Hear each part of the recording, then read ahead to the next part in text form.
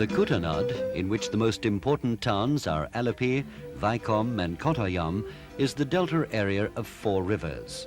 In the north, there is Lake Vembanad with the Thanemukam barrier, and in the south, the Thottapilly spillway. It is about 1,000 square kilometers in area and has a population of just over 1 million inhabitants. A large part of the area is below sea level, and with time, a polder system has been developed.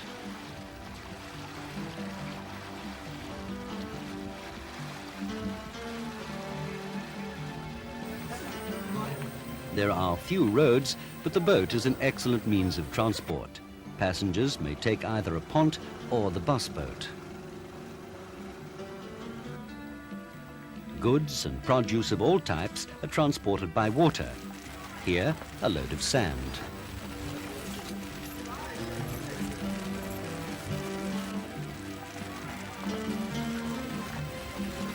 The most important economic activity is agriculture.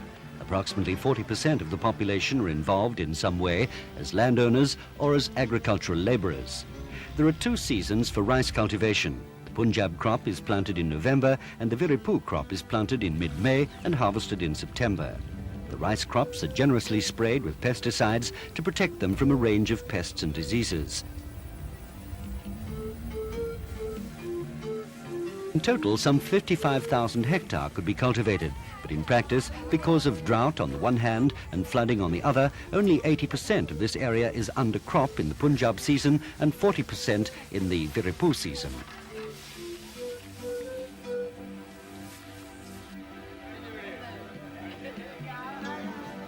About 21,000 people depend either entirely or partly on fishing for their livelihood. Migrating marine fish and prawns, as well as true brackish water species, constitute the main fishery resources of the estuary, which is also the nursery ground for a number of the marine fish and prawn. Pre-adult prawns migrating back to the sea for breeding are caught in stake nets which stretch out across the estuary. The Chinese dip net is used at night to catch prawns and by day to catch mullet.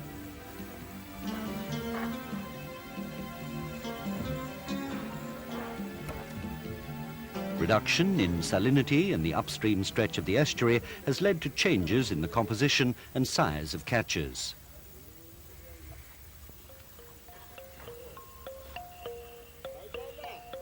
The Kuttanad is faced with a number of problems. There are 2 seasons. In the wet season, from June to November, much of the Kuttanad is underwater. Apart from the personal losses of the people who live there, the annual flooding has considerable economic consequences. Only 40% of the land is cultivated because the risk that the floods will destroy the crops are far too great for many farmers.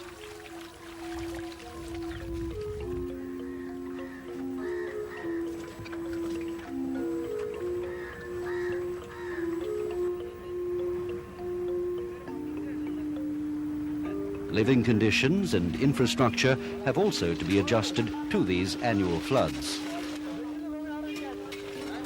In 1955, the Thottapilly spillway was constructed to alleviate the flood problem. In the wet season, the sluices in the spillway remain open and the sand barrier in the spillway outlet is cut so that excess water can flow freely away to the sea. In the dry season, the sand barrier is closed. Other problems then occur. For example, the crops are threatened by a shortage of fresh water. In the northern part of the Kuttanad, salt water used to flow from the sea via the lagoon into Lake Vembanad. The fishermen made good use of these waters. The lagoon and also the lake were the nursery grounds for a number of marine fish and prawns. In 1976, the Thanemukam barrier was constructed across the estuary, creating a freshwater lake. Now, in the dry season, salt water from the sea is prevented from flowing into the lake by closing the openings in the barrier. Salt water is no longer a threat to the rice fields, and the fresh water in the lake is used to irrigate the rice crop.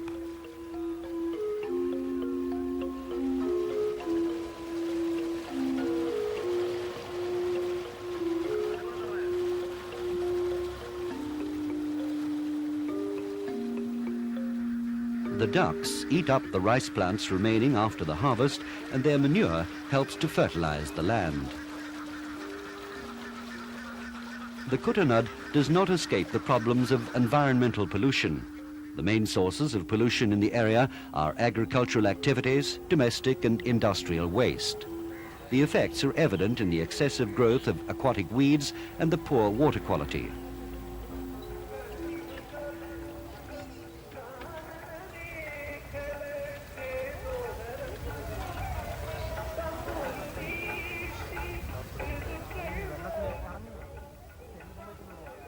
The Kuttanad water balance study began in 1987 to find solutions to these problems. The study started with the setting up of an extensive database to be used in computer models to work out present and potential water flows.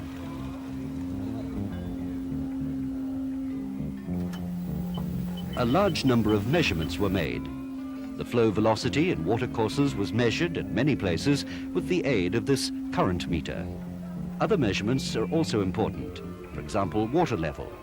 Automatic recorders were installed at carefully selected places for continuous recording of water levels 24 hours per day. Part of the flood problem can be overcome by raising and strengthening the dikes that keep the river water out of the paddy fields.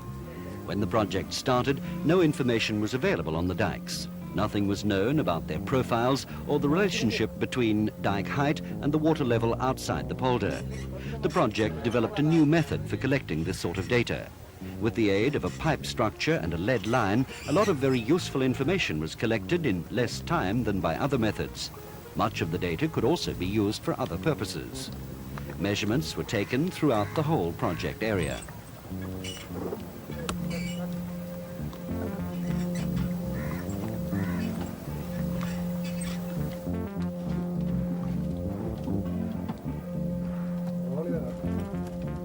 The depth of the canals and small rivers was determined by echo sounding. These soundings were taken from a boat moving through the water at a constant speed. For this purpose, the project has a speedboat fitted with recording equipment.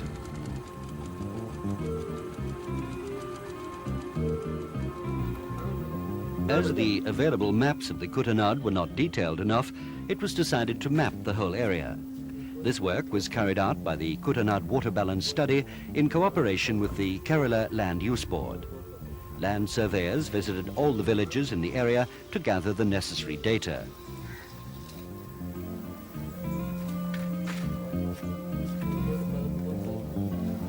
Road and field elevations were also surveyed using a measuring tape and a surveyor's level.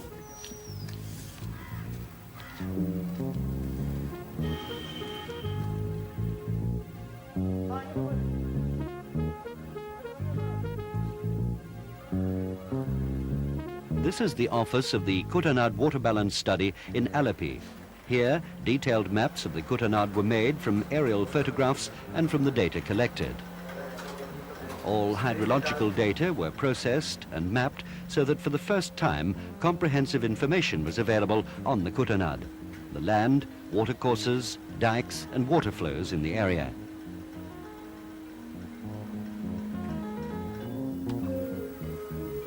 As well as topographic and hydrological data, data on water quality had to be obtained. A series of water monitoring stations were selected in cooperation with the Pollution Control Board. Here, incubation experiments are being conducted for the determination of primary oxygen production. After incubation, the light and dark bottles were collected and dissolved oxygen measured.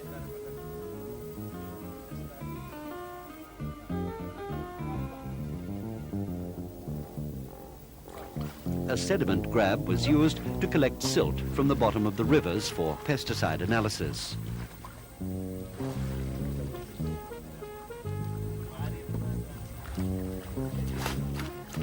This is the laboratory of the Pollution Control Board, where sediment and water samples were analyzed and the data were computer processed.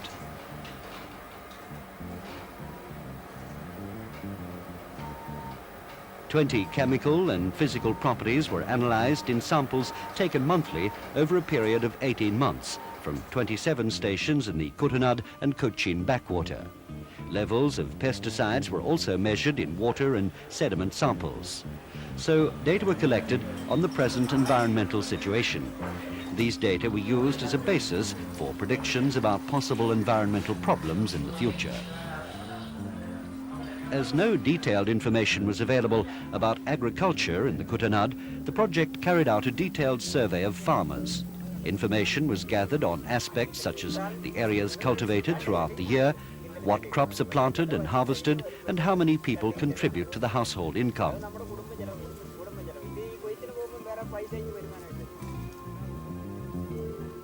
The first survey was carried out in October-December 1987 during the Punjab harvest.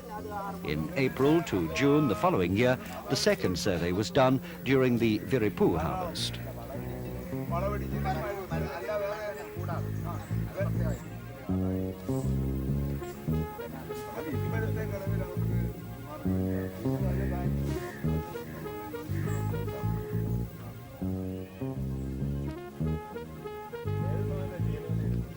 As even less information was available about fish catches and family incomes, a detailed survey was undertaken of fishing activities throughout the area. Firstly, fish catches were investigated, including the equipment used, the composition and size of the catch. In total, some 100 fishing families were asked about their income, type of fishing gear used, and number of hours worked per day.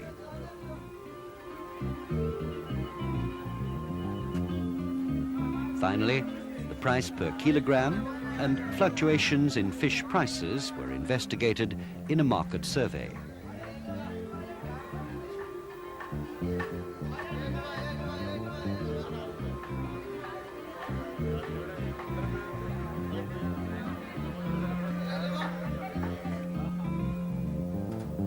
After this extensive data collection, the desk work began in the project office in Trivandrum.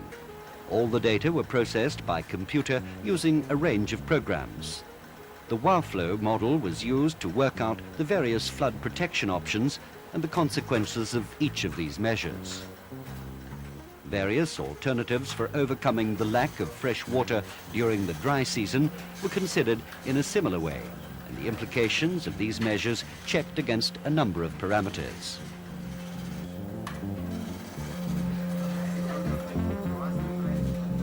The economic aspects of the proposed measures were investigated and the sociological consequences analysed, such as areas of work, caste, religion, position of men and women.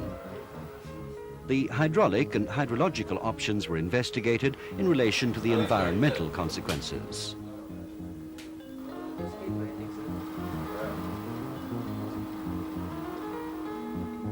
All the possible solutions to the problems and the consequences of them were discussed together with the Indian project director and other members of the staff. The solutions proposed are shown in the following animated film. This is the Kutanad, the delta area of 4 rivers. Areas used mainly for agriculture and which give a reasonable yield are marked in green.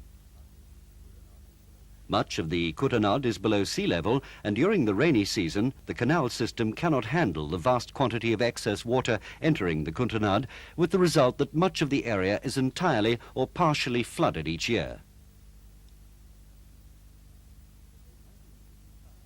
In 1955, the Thotopalli system was constructed. This comprised building a spillway with sluices to release the water and widening the canals, and as a result, a smaller proportion of the land was flooded. In the study, the Pamba scheme is proposed, in which the Thotopalli spillway and the canal system would be enlarged. Regulators would be constructed in 2 tributaries of the river to control the flow of water in the canal system and at the spillway. The dikes would also have to be raised and strengthened. The scheme aims to prevent regular flooding in this part of the Kuttanad. The Ministerie and Zaken study has been designed to prevent flooding in the middle section of the Kuttanad.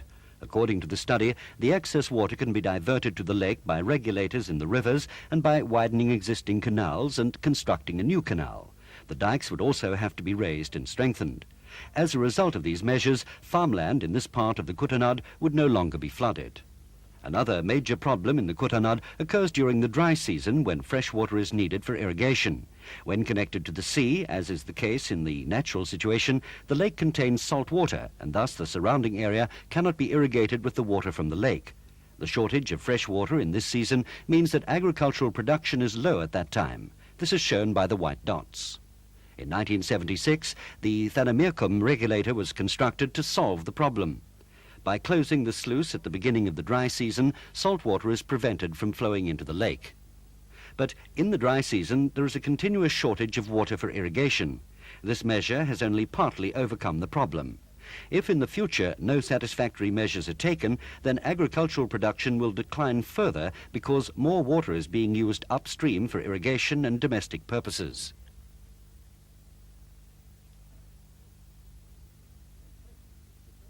At present, the fresh water used by the Iduki hydroelectric project flows along the north side of the Kutanad from the lagoon into the sea.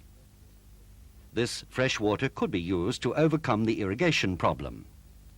Excess water could be directed into the lake by constructing 2 small dams and an extra barrier, thus making available enough fresh water for irrigation.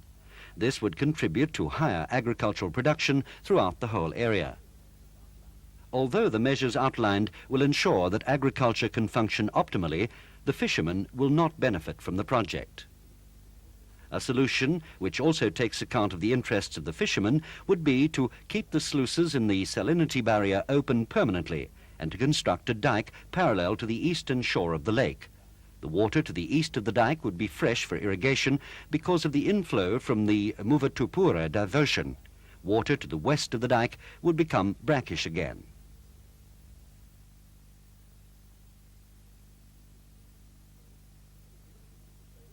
The solutions proposed in the Kutanad water balance study will not solve all of the problems of the Kutanad immediately. It will take some time before this picture becomes a scene from the past. The governments of Kerela state and of India will have to study these proposals. After the decisions are made, it will take considerable effort and financial backing on the part of donors before these works can be constructed. The project will need an implementing organization and involvement of the local people in order to provide a long-term solution to these water management problems. Then, agricultural production could be increased by 80% as a consequence of the proposed measures.